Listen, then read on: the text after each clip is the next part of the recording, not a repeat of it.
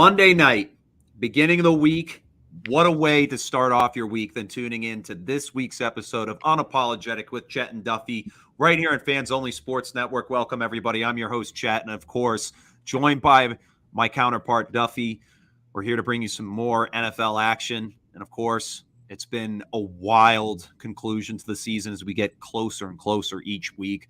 Week 14 going to wrap up tonight. We'll get into some more of that talk. But first off, Duffy, as always, how we doing, my man? Start of the week. Dude, I'm doing great. I'm nervous because I had 3 gateways to get into the playoffs in our fantasy league, and 2 of them were out of my control. And tonight, I have a lot of implications on the line. I need 14 points from James Conner and Nick Folk. I'm nervous. Wait, so if you don't get a win tonight, you're out? Yes, because of the other stuff that happened. Because that's not good. Because there were 2 other games that if one of them went in my favor, I would have gotten in. Including your brother's 1-point loss to Ben. Who will get eliminated if you win? It will be the loser of Beef versus Murph. That's a close game. Murph is losing right now. He needs Marquise Brown to outscore D-Hop and Pat's defense. So probably not going to happen. I beat Beef twice, so I needed him to lose because I have the tiebreaker over him. But I'm trying to look. Hey man, I'm nervous, man. I'm nervous because I know James Conner. He messed up my season 2 years ago when he was on the Steelers. So that's why I drafted him. This is where moments are made, and Pat's cards. So it's gonna be tough. Rooting for James Conner against the Pats, but I have to do it, man. I have to. You gotta. Well, best of luck to you. Obviously, I'm sitting comfortably waiting for my first game next week in the playoffs. Definitely excited for that. Yes, good big win this week for you. I think you move up to second or third. Second or third, probably, because Will won, and then we'll need a win and you to lose for him to get the 1 seed. So you really helped your boy Will Reyes out this week. Yeah, that's true. But go back to the original question. We have to get a little personal real quick. I turned 22 yesterday, so yep. Give Duffy a shout out if you haven't already. Thank you, man. The week's feeling good. Chad was supposed to go to my birthday party, but he got out of our game late, the game that I was supposed to do. Oh, you're welcome. You're welcome. Thank you, Chet. But we would have loved to have you, man. It was a great night. I had a lot of great things over, man. Obviously, looking back at the footage and stuff, all the videos and stuff, it made me. I got some FOMO. I was like, "Are you kidding saw me, it, right? You see on my face today? Yeah, well, I saw it, and then Jared had posted the same video because that's his video. He posted it on his Snapchat story. I'm like, dude, the fact that there's that many people there is just so funny, and I wish I got to go because I would have been hyping you up the whole time. I know you would have. My homies got me a big fat Fireball keg. Your brother was one of them too. Chipped in. That's so funny. 115 nip keg. So that's ridiculous. That is ridiculous. It was crazy, but great tip. My homies are awesome, dude. Damn, dude. Yeah, you and I are – Chet and Duffy are each other's hype, man. That's the way it always has been. That's why I needed you. That. I know, dude. I know. I'm mad. It's mad. It's okay. We'll run it. Man. We'll run it back at Matt's birthday because that's coming up. You weren't my sister who was like, I'm scared of getting an Uber. She was at URI. I was pissed. But she didn't come to the party? No, I was like, you can bring your friends. She was just like, nah. I don't like big parties. I'm like, all right, you fake extrovert. Yeah, okay, sister. You're a fake sister. No, that was kind of fake, but that's for me and her to talk about later. I was definitely disappointed, but yeah. A big happy birthday to Duffy. Thank you, man. 22 is a big number. It only gets bigger from there, my friend. Trust me, I know, as time goes on. Yeah. Just wait until you're 25 like me right now. But Chad had a great birthday party back in the summer, which was really fun. I did. Even though, you could say it was a birthday party. It was more of summer birthday work. Chet's a nice little August baby. Has that in-ground pool, man. So shout out to the He2 family for having us that day. But, yep. Man. I'm a Leo, and I'm going to bring this Leo energy everywhere I go. All right, baby. Let's hop right into it. Football talk on the line. We already discussed this last week, but we'll give a brief preview for tonight's game. The New England Patriots head out to Phoenix, Arizona. Well, actually Glendale, Arizona in this case, to take on the Arizona Cardinals, who have had quite an abysmal season, to say the least. Patriots lost their last 2 games against the Minnesota Vikings and the Buffalo Bills last week. Tough Thursday night losses. They come here on Monday night against a very disheveled Arizona Cardinals unit led by Kyler Murray and obviously coached by Cliff Kingsbury, who probably should get the boot at some point. This team sits at 4-8. They are 1-6 at home. Patriots are 3-3 on the road. Favored at -2.5 right now on the spread. Duffy, take it away. I want to hear your points real quick. Well, this is a Cardinals team. Like you said, they've been terrible this year, especially at home. They were bad at home the last 2 years as well. This is, if you watch any of the in-season Hard Knocks, I really haven't, but I saw this clip from Buda Baker. He said, "I'm tired of losing at effing home," and it's embarrassing. I mean, how do you go 1-6 at home playing in a dome? I mean, it's crazy. Unbelievable. But Kingsbury against Belichick, I have not liked Kingsbury, man. You know this from the last couple of years on the pod. I think he was the reason why they've come up short of even a playoff win the last 2 years, or even making a playoff game close. They got smoked in the first round last year. The team started 7-0 on the season, but I don't know if you even remember this, but if the Cardinals beat the Seattle Seahawks, who were I think 7-9 entering Week 18 last year, they would have won the division. With the Rams losing in Week 18, the Niners, so they just can't win big games. I think the Cardinals season is kind of dead to right, anyways, sitting at 4-8, whatever it is. So this will just be a good morale win for them if they can get it done at home. They need to win at home really bad, but like the Pats, the Pats have looked terrible on offense last week, but we're in a long week, 11 days off for New England. Cardinals had their bye last week. So they're sitting at 2 weeks of rest right now. Mm-hmm.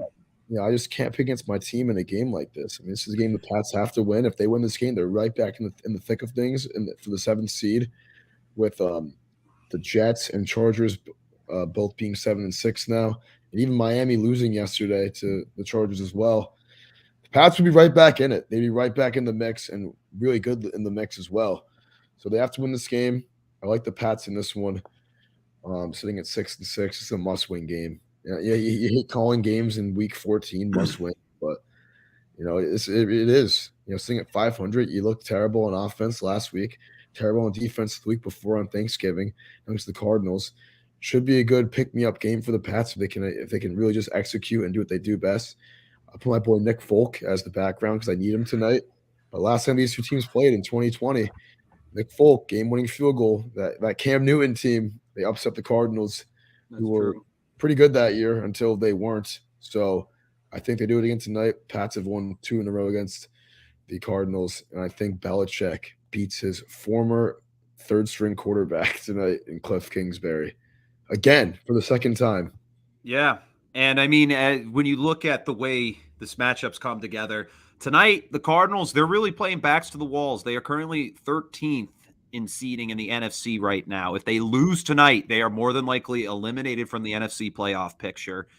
Niners sit comfortably at 9-4 in the West division out in the NFC. So for the Cardinals, they have to play with everything they've got if they even want to stay relevant in the playoffs.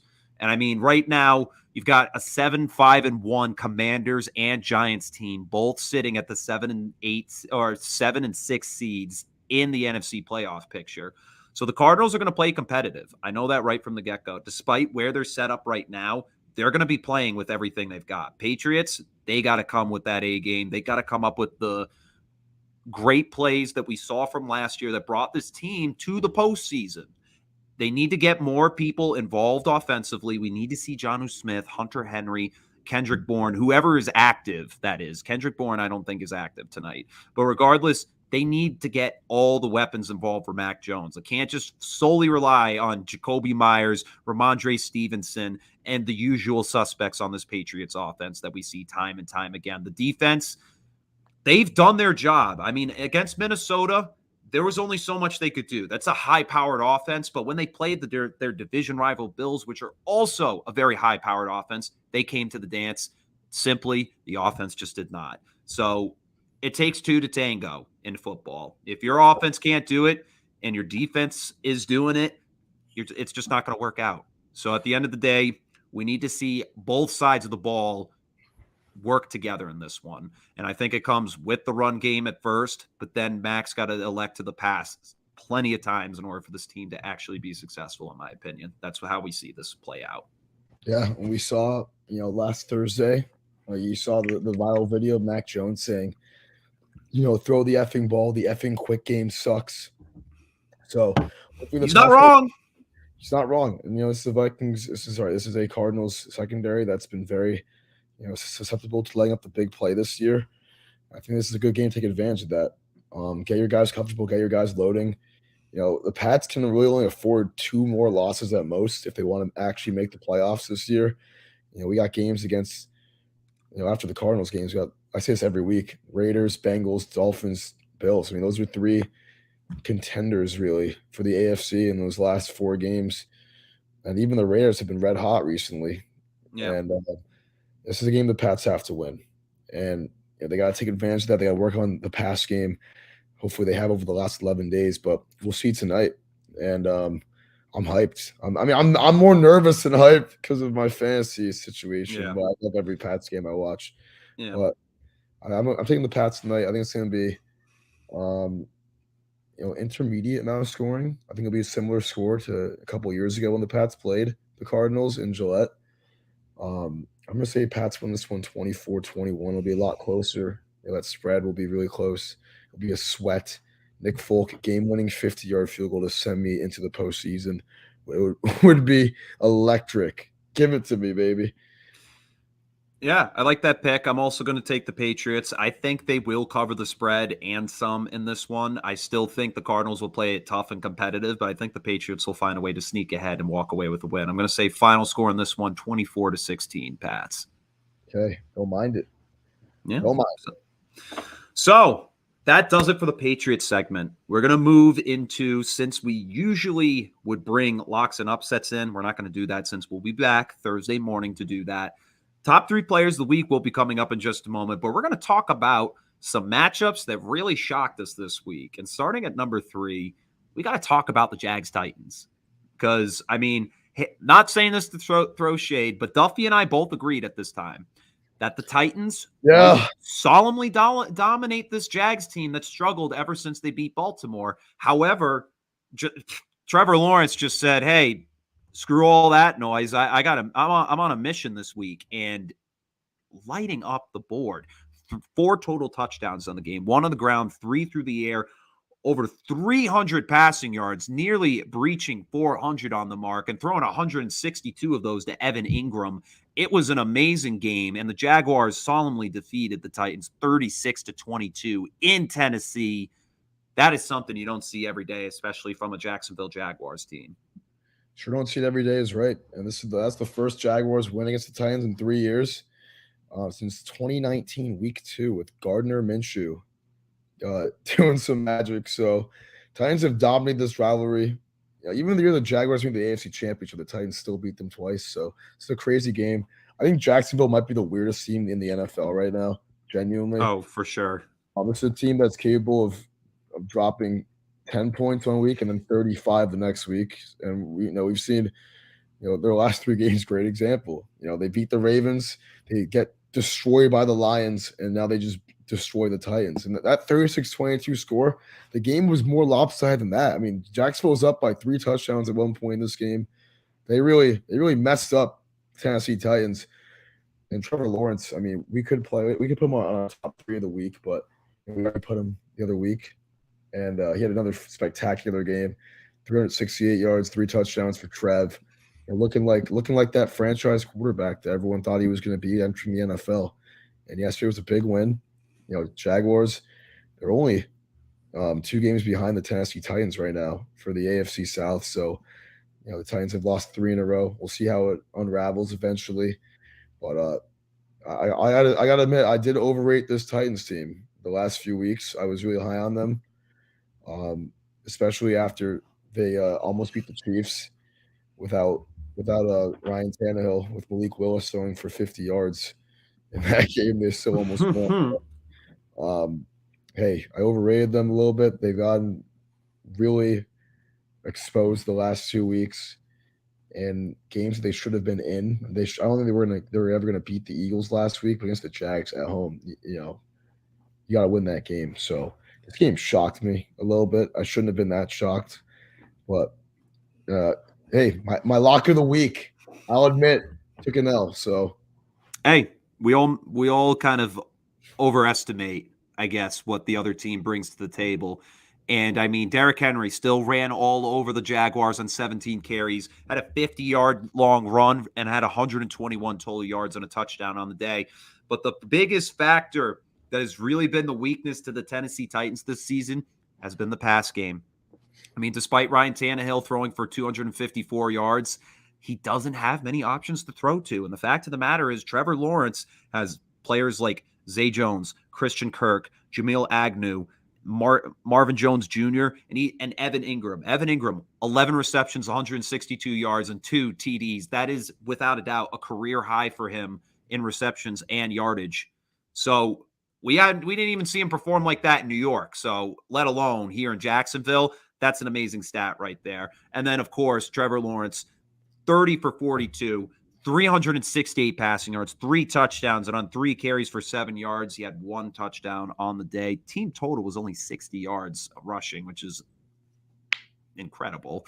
But regardless, the Jags have proven their passing game is volatile when they have Trevor Lawrence in full swing of things. So for this one, this game was definitely an exclamation point that the Jags, when they're going to be put together, and I was discussing this with my coworkers at work yesterday, imagine what's going to happen next year when Calvin Ridley comes into the fold. yeah, This team's going to be unbelievable. Get that happen, I think we're seeing a lot of books, have the Jaguars as the early favorite to win the AFC South next year, and for good reason. I mean, Trevor Lawrence is really stepping up a lot this year. I'm going to read his stats actually from the season: 20 touchdowns and 6 picks. He's a pass rating of 95 this year, and Rock solid. That was his 3rd game this year with 3 touchdowns and no picks. I'm sure they did have that terrible losing skid that kind of set them back after they started 2-1, but just want to pick things back up, and they look good. Doug Pearson and Trevor Lawrence looking to have a good rapport right now. Yesterday was a big exclamation point for that. So, love to see it from Jacksonville, man. And I got a couple Jags fans, my friends, my roommate, one of them. So, see him doing well, man. Especially on my birthday, it was cool. Yeah. You look at the Jags schedule going forward. They play Dallas next week at home. They go to New York and play the Jets. They go to Houston, play the Texans, and then finish off the season at home against Tennessee. A chance to beat them twice. However, home that game? What's that? Who's at home in that Jacksonville-Dallas game? Dallas. No, Jacksonville's the home team. Those are 4 winnable games for Jacksonville. We might be looking at a Week 18 Jacksonville-Tennessee division. Right, it could division in Jacksonville. So if they can just win those next 3 games, but they are the Jags, can't get too ahead of ourselves. Yep. I mean, it's very possible.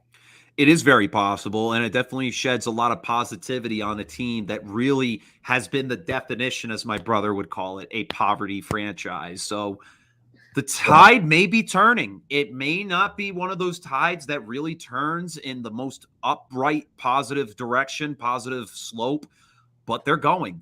Jags are on the rise. This is just the beginning, and I guarantee next year this team could be the AFC South favorite. It could 100% be the AFC South favorite, in my opinion. Time will tell, but as of right now, that was a game that absolutely shocked us right here on Unapologetic. Sure. So I would say the next game that we have to discuss is the Raiders-Rams game, because we walked into that being like, there's just no way. There's just no way the Rams come away with any type of offensive production, any type of ball movement, any type of defense. The Raiders are going to roll all over this unit. And somehow Baker Mayfield puts together a 95-yard drive or a 92-yard drive of some sort. 98 yards, a game-winning drive to end the game, 17-16. The Rams finally get a win after being in the dumps all season, riddled with injuries and Super Bowl blues. And Baker Mayfield, just a few days after being signed, gets his first win as a Ram. And Yeah. I'm happy for him because he was really suffering in Carolina. He really was. Doesn't mean he's going to be the starter next year. Hell no. Hell no. He might not even be on roster next year. Yeah, I mean, Baker Mayfield gotten off of waivers last Tuesday. Thursday night, he gets in the game. He didn't even start the game. I think it was Wolford who started the game or something, dude. But Baker Mayfield went in there. Sean McVay let him throw the ball 35 times, 22 of 35. A touchdown pass to win the game and 230 yards. He did exactly what Tom Brady did last Monday night against the Saints. Down 16-3 with under 5 minutes to go, under 4 minutes to go. 2 touchdowns, man. In the final moments. Unbelievable game. And, probably the best game-winning drive we've seen all season from any team in the league. Was that Mayfield drive for the Rams. That's not even being hyperbolic. I mean, 98 yards, no timeouts, day 3 on the team. It made no sense. I mean, it's movie-like. You see that in a movie and you'd laugh. This guy going into a new system and winning a game in 2 days. It makes really no sense. But none. Especially if it's Baker Mayfield, too. That makes even less sense. But you got to give the man credit at the end of the day. And he should have been one of our players of the week, maybe in retrospect. But a lot of these guys did ball out ahead of him. Hell no. Baker Mayfield, man, proud of him. He's not had that much positive feedback on social media, probably in his whole career since his rookie year in the NFL. And it was awesome. It was great to witness. It was unbelievable. It was genuinely one of the first times watching football in a while that I was actually surprised. Like when something happened. Yeah. He was just throwing dots in that game-winning drive, man. Like that one ball to Skoranek, or whatever his name is. That touchdown pass to win the game to Van Jefferson was a beauty. It was a beauty. On that, beat him on the one-on-one on the outside. Baker put it right up over the top into the breadbasket. And, this game for the Raiders, all these guys, Raiders had won 3 in a row, 3 really good games in a row. They played great football, played terrible football last Thursday. Yeah. That's a Raiders team. If they win that game, they're 6-7. They're right back in the hunt. And that's I think 7th time they've lost this year like that.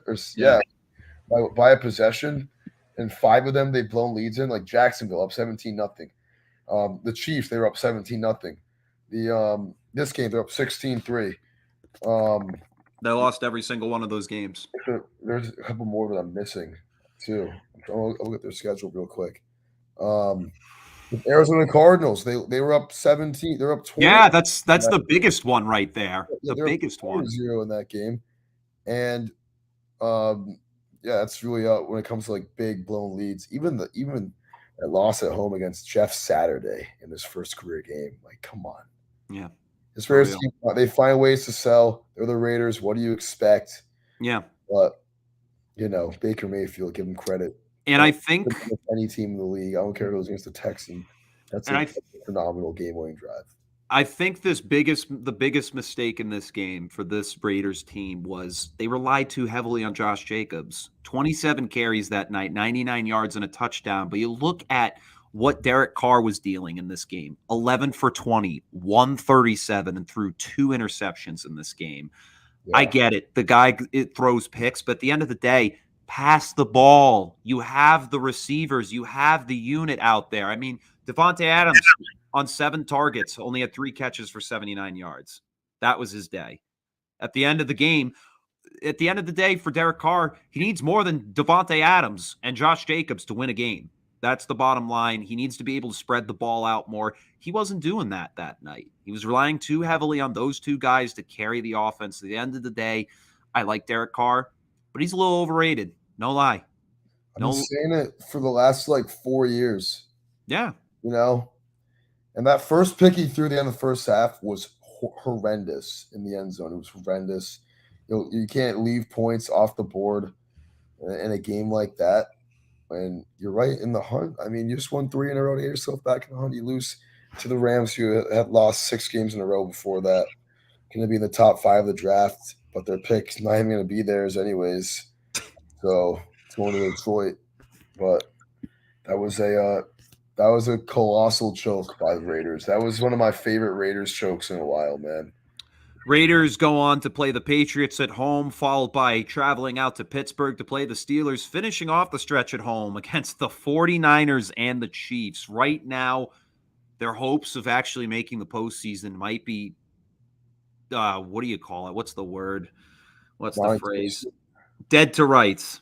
That's what I'm thinking of right now. Is that game was the game that they really needed in order to actually be taken seriously. Because at this point, I can't take this team that seriously anymore. The Rams, obviously, they're basically long gone from actually potentially making the postseason. And at this point, Raiders, they're back where they were before they got the 3-game win streak. They're back in the same light we saw them in before. They really need to win out if they actually want to have a chance. This game was shocking based on the result. I did not expect it to go the way it did. And I mean, hey, that's what happens sometimes in football. And that's also what I definitely want to segue into to lead into this game. This was the 425 game. Buccaneers traveled to San Francisco. Brock Purdy, his first career start. We heavily pushed this last Thursday when we talked about this matchup. His first official start is against the greatest quarterback to ever play the game, Tom Brady, comes to San Francisco, and Brock Purdy and the Niners put on a effing show. 35-7, the final score. Purdy, 2 touchdowns on the day, 16 for 21, 185 yards. That's not a ridiculous number. But you look at the way the defense played, the way players like Christian McCaffrey played, 14 carries, 119 yards, and a touchdown. And just that offense and defense just played to perfection. And despite Deebo Samuel going down, which is a huge loss, an MCL and ankle sprain in that game, that was an ugly tackle that they brought to bring him down. And at the end of the day, this game shocked me. I didn't expect the Bucs to basically be virtually nowhere in terms of competitive nature. Brady on the night, 34 for 55, 253, a touchdown, and 2 interceptions. Yeah, I mean, this was my upset of the week. I had the Bucs in this one, and it was terrible. I mean, the Niners gave Brady his third worst loss of his career, 28 points yesterday, and it was embarrassing. I mean, the Bucs were not in this at all from the beginning. That 49ers offense, they're elite. I mean, this 49ers team is a contender. I'm not a big fan of the rookie quarterback in big moments, so I don't think they're going to make it that far if Brock Purdy is still starting. But we got to give Purdy credit. I mean, this is a guy who was Mr. Irrelevant in the draft, coming from Iowa State last year. My roommate, Bowen, was so high on this kid last year at Iowa State, and to see him doing good things in the NFL is pretty surreal. But how crazy is it to be 22, 23, get your first start against Tom Brady? My dad and I did the math today. He was, without a doubt, 1 year old when Tom Brady won his first Super Bowl. It's crazy. Or no, not 1. He was 2 or 3 because he was born in 1999. I think his birthday was like December 99. I was on his Wikipedia yesterday. Dude, he's 2 years older than my brother. Oh, his birthday's the 29th? Yeah, his birthday is the 27th, Brock Purdy. Damn, dude. So he's not even a year older than me. And here's an even crazier stat. I knew this yesterday. Your brother was born in 2000. Oh, yeah, that's true. So he is a year. Never mind. I got my math wrong. Crazy, man. Like, he's literally our age, like, beating Tom Brady and, like, coming in here. And this is the biggest stat right here. This guy was the last pick in the NFL draft this year. Yeah, Mr. Irrelevant, man. He's shown to be the irrelevant guy, and he's played lights out the last 2 weeks. Gotta be happy for the kid. A lot of people are gonna doubt this Niners team losing their top 2 quarterbacks. It's just awful. This Niners injuries the last 3 seasons has been horrendous, and I don't really know how to explain it. Yeah. They've bottom 10 in injuries the last 8 years. So I don't know what it is. Maybe it's their system, maybe it's their field conditions, but these guys are always getting hurt, and it's sad to see. But this Niners team came up huge yesterday, absolutely took the head off of the Bucs, and to win any game 35-7 is impressive. But against it's a lot to ask in a way. It's Tom Brady with a rookie quarterback. That is unbelievable. I mean, this defense is elite. They've won 6 games in a row. The 49ers have a big game against Seattle on Thursday night in Seattle that can really help, shake up the division if the Seahawks win that game, who also just lost to the Carolina Panthers. And now the Panthers are 1 game behind the Bucks. So we might see the Carolina Panthers in the playoffs with an 8-9 record with Sam Darnold at quarterback. So this NFC South is awful. If that happens, if the Panthers win the NFC South, Tom Brady's not coming back to Tampa next year. Maybe he will. He has something to lose. He has no wife anymore. So, well, I mean, I don't think the team's going to want to keep him after this season. If that's just my opinion. He's GM Brady, Yeah. We're gonna look back. He's like a little GM. They say that about LeBron. Just like Brady just runs that team. He has a big do in holding on the show there. But this is gonna be a true testament these last few weeks for the Bucks. I mean, they've looked awful this year. They've not played a really complete game all season long. If we thought just because it's Brady, he'll fix it up after week 1, but they've looked pretty horrendous all year. And next week against the Bengals at home in that 4:00 slate, it's going to be a huge game for both sides, AFC and NFC playoffs. And the Cardinals on Christmas, the Panthers week 17, which will be an unexpectedly huge game for the NFC South, and then the Falcons week 18. There very well could be a losing record winner of the NFC South this year, and might be a Tom Brady quarterback team and Brock Purdy showing them why that NFC South is so crap yesterday. It's kind of funny, dude. I actually made a $10 bet with one of my coworkers at Blackie's. So I have literally said this from 2 weeks ago. And then, of course, the next week, Jimmy G got hurt. But if Jimmy G is playing for this team, is playing in the postseason, I'm saying it right now. Niners are going to the Super Bowl. They're going to the Super Bowl. They're going to represent the NFC. Close. Because for me, okay. I think it's Dallas. Dude. Niners or Eagles. I'm telling you right now, it's between those 3. And I'm telling you right now, the Niners are hands down, in terms of what I've seen offensively and defensively, the most balanced team in football in terms of the NFC. I think what we've seen is incredible. And the Eagles, they light it up every single week. But this is a team that has proven they have weaknesses. They can be stopped. They're 12-1. I don't want to hear it. They have such an easy schedule this year. They really have. It's been quite an easy year. And I think until they play a team like this, a team that's actually experienced in the postseason, sure, like you can say, yeah, they walked into the postseason last year. Dude, I don't care. I don't care. They haven't really been to the dance. This team has. Kyle Shanahan is an amazing coach. I don't want to take anything away from Philly's coach, Nick Sirianni, is it? Sirianni, whatever. I don't care. Shanahan's a great coach until the big moments, Exactly. It's well-coached teams, experienced teams that win games. And for me, I think the Niners have it. I think they're the teams to go to the Super Bowl. So the $10 bet was, hey, if they're playing the Eagles, they're winning. Well, all right. I think if Brock Purdy realistically goes into the link in Philly with those fans and in those conditions, NFC Championship, I don't think the Niners would win that game. Probably not, no. I don't. But if Jimmy G's back, different story. It's possible and plausible, They're it's going to be a crazy game. I think the NFC Championship will be Dallas, Niners, or Eagles playing each other. I don't see any other team in the conference making it that far. Mm-hmm. Maybe some Mickey Mouse run from a team like Seattle if they turn up. But I'm just high on Seattle. They're not even in the picture right now. But yeah, I just don't see Brock Purdy going into either of those atmospheres and winning in the NFC Championship. But like you said, if Garoppolo's back, proven playoff guy at least, I think it's a very good chance. He's a guy who's won 4 playoff games in the last 2 years, and he's been on a couple of championship teams with New England. He knows that championship pedigree. But I don't know, man.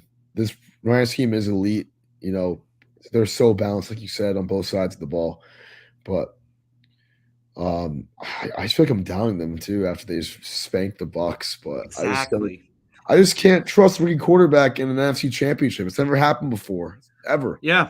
I mean, time will tell. We'll see how things play out for the rest of the season, but I like what I see out of San Francisco. I think they've just proven these past few years that they're a team to be taken seriously, despite losing in the Super Bowl 3 years ago. Now, this is an experienced unit Yeah, that is exactly. ready to play. Year. Yeah, that's 3 years ago. Huh? Yeah, dude. Yeah, dang. Crazy to think about. Crazy to think about at this point. It's been a journey, man. It's been a journey for sure. Last 2 years. So that concludes our shocking moments from this week in week 14 of the NFL season. We now move to, of course, the most prestigious moment of the end of the week, which is our players of the week. So starting at number 3, we mentioned him earlier. Dude had a career high in receptions, touchdowns, and yardage. Evan Ingram, 11 catches, 162 yards, 2 touchdowns in the game. Unbelievable performance from him. Him and Trevor Lawrence were connecting on all cylinders, and he deserves the number 3 spot on this list. Yeah, had to get him on here. I think it was important to us, get some cheeky faces on this list week in, week out. At least one guy who really shocked us, and Evan Ingram had not even crossed his career high. His season high before this game was 69 yards against the Texans back in week 5, or I think it was week 6, week 5 actually. Dude comes out here against the Titans, divisional game, could mean a lot in a few weeks later in the season when they meet again. Balls out, 11 for $162, 2 scores. Was in chemistry with Trevor Lawrence all game. It was great to witness. And Evan Ingram, he's been a guy who's been under a lot of fire the last couple of years for his mediocrity, his bad hands. But Jacksonville's doing him well so far. And yesterday was a phenomenal game from the guy. Had a great game, great outing, and deserves a number 3 spot. Absolutely. Without a doubt. Without a doubt. And I think just from what it's just an unbelievable performance. It was something that I didn't expect, and it really turns a chapter potential on his career because he was ranked as a very high tight end for several years that people are like, Evan Ingram's the guy. Like, he's the guy in New York. Yeah. And it just never really worked out. But I think we will see a career renaissance for him in Jacksonville because they knew, hey, this guy's still a talented athlete. He's still a tight end who's got quick speed. He's good at blocking, and he's good at breaking out and catching some passes downfield. So I think we will see a much more vertical threat from him as time goes on, and him and Trevor Lawrence keep developing. And that was a great game right there. Yeah, now to move to the number 2 spot. I almost got ahead of myself on this one. I almost went to the number 1 guy, but our number 2 spot guy is a quarterback who hasn't made the list surprisingly at all this year until now. But we got to give it to Justin Herbert. 51 passes in this game. This guy throws so many passes. It's unbelievable. 39 of those completed for 367 and 1 touchdown to defeat the Miami Dolphins last night, 23-17. I personally am so happy because, hey, despite it's not good for the New England Patriots in terms of seeding-wise in the playoff picture, I am just a huge Justin Herbert supporter and fan. I absolutely love this guy. And, hey, way to do it against the division rival Miami Dolphins. And he struggled this year because ever since week 3 or 2, I want to say, when he got his rib injury against the Chiefs, he just didn't look the same. And they continue to have him play. But now we're finally starting to see him hit stride when it matters most. And he deserves this on our list. Sure does. And he's been a guy who's been banged up all year, had those broken ribs earlier on the season. But, Justin Herbert, any game where you complete 80% of your passes is an absolute beauty. And he was throwing dimes all game last night, throwing absolute dots. Looked amazing. That was probably his best game of the year, even despite only having 1 touchdown pass. But he looked great. And he looked like the Justin Herbert we all know and have grown to love the last couple of years. He's been one of football's best players since he stepped into this league. And last night, great game. That was his best game all year. And looked phenomenal. And on the contrary, this is a draft class of 2020 quarterback matchup. Tua Tagovailoa played like shit. All right. I thought about it. I'm He just gonna say did. he was awful. He was 10 of 28. He was 3 for 15 in the first half. And a lot of the hate was recently that Tua was going up against bad defenses, which he was. He had games against the Lions, Texans, and Browns all in a row. And the last 2 weeks against the Niners and Chargers, he looked horrendous. He looked pretty bad. He's kind of talked his way out of the MVP race the last couple games. And Herbert, showing why he's that guy from the 2020 class. I mean, if you remember, these guys were picked back to back from Yeah. each other. They were going back and forth in mock drafts right before the draft, and Herbert really showing that he is that guy from that class. Crazy though, because 3 quarterbacks picked in the top 6, with Burrow being the other one in that draft class. The guy picked in the second round, Jalen Hurts, might win the MVP this year. And yeah, I still think he might be the 3rd or 4th best one out of those guys. So this class is shaping up to be one of the best quarterback draft classes probably ever, honestly. Probably in the history of the game, I gotta It's say. really early. It's only year 3, but like these guys are all really good football players. The way I'd rank them right now is Tua at 4, and then Hurts at 3rd. Second is Herbert, and then Burrow at 1st, because Burrow made a Super Bowl already. And yeah, I mean, Herbert definitely has the potential and the pedigree too. He just needs a better team and coaching. Herbert's a better football player. Mm-hmm. He's a better quarterback, like you said. I mean, I don't like going against hardware. Joe Burrow, he doesn't have a ring, but he brought us to the Super Bowl last year. The Bengals, the Bungles, who hadn't won a playoff game in 30 years until last year, and he had a miracle run. So I gave it to Burrow.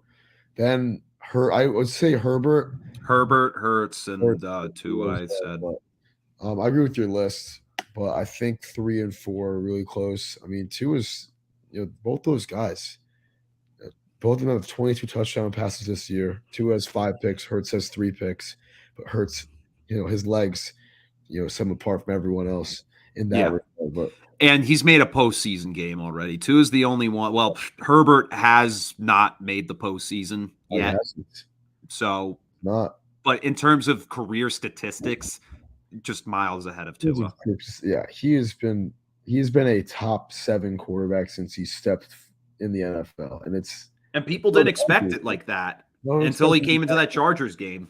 I mean, that Chargers Chiefs game. Yeah, and he had like 34 touchdown passes his rookie year, which the record before was like 28. He like shattered it. And then last year he had 5,000 yards and 38 touchdowns. And this year had a great year from Herbert, despite being injured. And his arm sets him apart. But the best player from that 2020 class so far, our number 1 guy on this list from this week.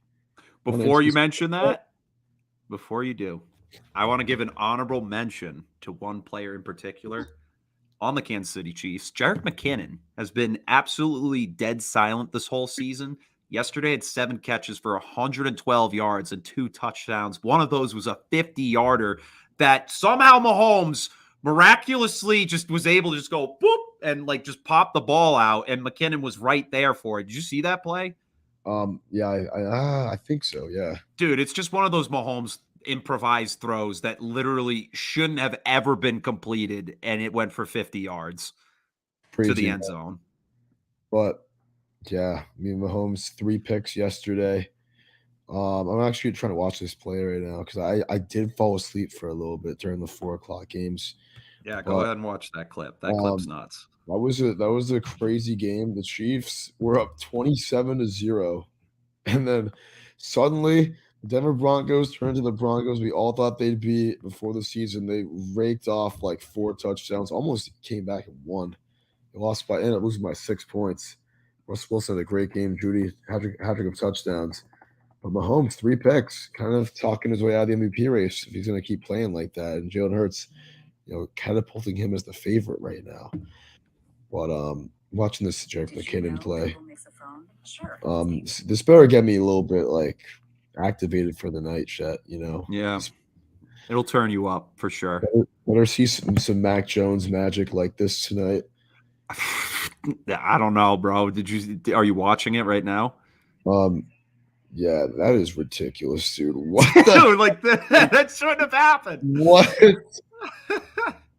That's why Mahomes is just the best player in the game, man. He's a human highlight reel. No quarterback should ever be doing that. They're still comparing Jalen Hurts and Mahomes for the MVP, and I like Jalen Hurts, what he brings to the table this year, but no, I'm still giving it to Mahomes. I still think Mahomes Hey, man, deserves Mahomes the threw MVP. 3 picks yesterday, so Still threw 3 touchdowns and over 300 yards. he's been raking up yards. 4,100 yards with 4 games to go and 33 touchdowns. If he gets to 5,000 He has and to like get it. 44 touchdowns is like no picks the rest of the year, I think you gotta give it to him. But Jalen Hurts, I mean, the narrative on Hurts is great this year. 22 touchdowns, 3 picks, bunch of rushing yards, a lot of rushing touchdowns for Hurts. Having a great year on a 12-1 team, but I think that's going to come down the wire. Yeah. There are a lot of key games to look ahead to when it comes to the MVP race. I mean, I know the Eagles have the Cowboys in Dallas in a couple of weeks in that 4:00 slate. It's going to be a very interesting game. But Chiefs, I mean, they have the Texans, Seahawks, Broncos, and Raiders. Those are 4 games the Chiefs should probably win. And Mahomes will probably ball out in at least 3 of them. So it's going to be interesting to see. And it's probably the closest MVP race in a little bit. Yeah. Honestly, I mean, you're talking about the last couple of years with Aaron Rodgers just being amazing the last 2 years. And then the year before that, Lamar Jackson, and then Mahomes right before that. So we'll see. It's going to be exciting the last few weeks of the year. We lost some December football, and one of the storylines is always who's going to get that MVP trophy. And that's their legacy, you know? Yeah, absolutely. So now we'll go to that final player. Duffy, you can go ahead and introduce him since I interrupted you. Yeah, man, but that was a good talk we had about Mahomes. Yeah. And everything else around it. But hey, the best player from this aforementioned class of 2020 class, it's a guy who has raked up a ridiculous amount of yards. He already broke the record for most amount of yards in his first 3 seasons, receiving a few weeks ago against the Patriots, and now yesterday, Justin Jefferson getting 223 yards. He's up to 1,500 on the season. Only 6 touchdowns for Jettas, but he is on pace for almost 2,000 yards. I mean, 1,500 yards in what, 13 games? So to divide that by 13 times, he's averaging 115 yards a game.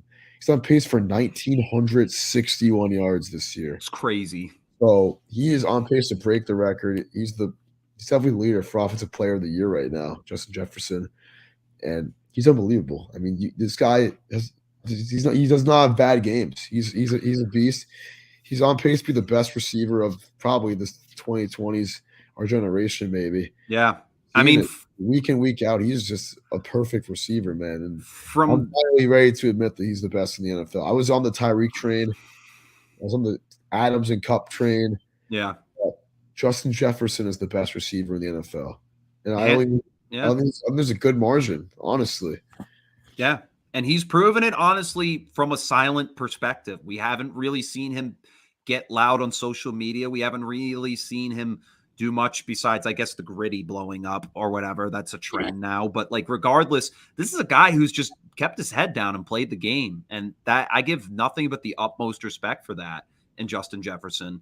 And the way he's played this season, from the amount of yards he puts up in the game, from the one-handed snag we saw in Buffalo, this guy is literally proven resume-wise this season he is the best receiver. And in a losing effort, Kirk Cousins threw for 425 yards, and Jefferson had 223 of those 400 yards in this game alone.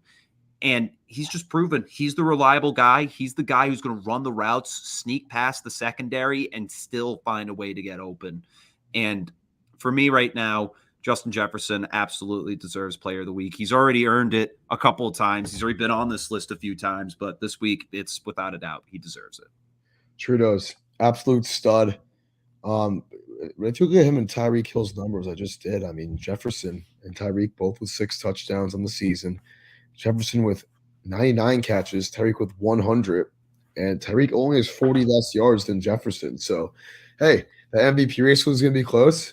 The Offensive Player of the Year race will be close as well because these guys are definitely in it, Jefferson and Tyreek Hill. And maybe the loser of the MVP race between Hurts and Mahomes, they might give him the Offensive Player of the Year. So a lot of good football this year offensively. A lot of hardware on the line, a lot of legacy defining pedigree for these players coming up in these next few weeks. And Jefferson spalling out, putting himself at the top of that tier right now for a 10-3 team as well. Can't forget that. So he's a stud, legend in the making. And I was thinking about today after I went to the bathroom actually during class. I was like, I always thought Jerry Rice's records, yards, touchdowns were all just gonna be unbeatable. But Jefferson, no receiver has done this. 1,500 yards per season in his first 3 years. He's almost has 5,000 career yards in 3 seasons. Jerry Rice, 22,895 in I think it was 20 seasons. So this is history in the making. And Jefferson is he's him. He's him. So keep an eye out for him, man. I think he's a future Hall of Famer. I hate to say this so late in his career, but no one's ever done this. I mean, we've never seen anything like this. I think people take it for granted. You said it best. You said he's done it in a quiet way. He doesn't get too loud. Just has that stupid grill in his teeth. Yeah, he couldn't even eat the Thanksgiving turkey on Thanksgiving because he had it in. Yeah, but I mean, no one's done this before. He's gonna make a bag. His contract's over. He's probably going to be the highest paid receiver in the league. Not probably. He will be. He will be. This is guy they have. He's only 23 years old right now. Nuts. 23 years old, and he almost has 5,000 NFL receiving yards. Most guys get drafted at 22. Nuts. He got drafted when he was 20. Started in the NFL when he was 21. And now, look at him. Growing up in front of our eyes. Crazy. I remember his first touchdown against the Titans, that gritty, 2 years ago. Dude, he could honestly, this is a bold statement, but he could be the next Jerry Rice. He really could. Chris Carter. I mean, I did kind of allude to that, but I think it's still a blasphemous thing to say. Yeah, obviously. Jerry Rice is him. He always will be. He's probably the best player ever, besides Tom Brady, for sure. But best receiver ever, the best skills player ever besides Tom Brady. But, hey, I think he will be the Jerry Rice of our generation, Just Jefferson. Yeah. I mean, no one's done this ever. He shattered the rookie receiving record his first year by almost 100 yards. He had 1,400 yards. Record before was 1,327 by Randy Moss, I want to say. Yep. And then he had 1,600 last year. This year, 1,500 and counting. I mean, he doesn't miss. I'm pretty sure that there was a crazy stat that he's hit over 100 yards in in over half the games he's played in the NFL. Yeah, it's just nuts. It really is ridiculous. It really is. No one does this. These are Madden numbers, actually. For real. Crazy. Well, I think that's a good note to end on right there. Justin Jefferson earning the Player of the Week here in Week 14. And we will certainly probably see his name pop up again as time goes on. But thank you all once again for tuning into this week's episode of Unapologetic with Chet and Duffy right here on Fans Only Sports Network. A lot of hockey action coming up. Covered some great games this weekend here in the high school season. Once again, if you want to check out and stream any of your high school games, go get your season pass at fansonlysports.com. That's sports with a Z. And don't miss a minute's action as Duffy and I cover a lot of this winter season here in Rhode Island. But until then, we thank you all for tuning in. This is Chet and Duffy signing off. And since they're going to be playing in exactly 15 minutes, go Pats. Go Pats, baby. Hey, that's our first Go Pats in a while that they're actually going to be on right now. Actually, we did on Thursday, right? Or two Thursdays ago? Yeah, maybe. I don't know. Definitely not. This one was in the morning, like last week. Oh, okay. Yeah, that's right. That's right. Yeah. I had to think about it for a hot sec. But hey, once again, go Pats, go take down the Cardinals, and we'll see you all this Thursday.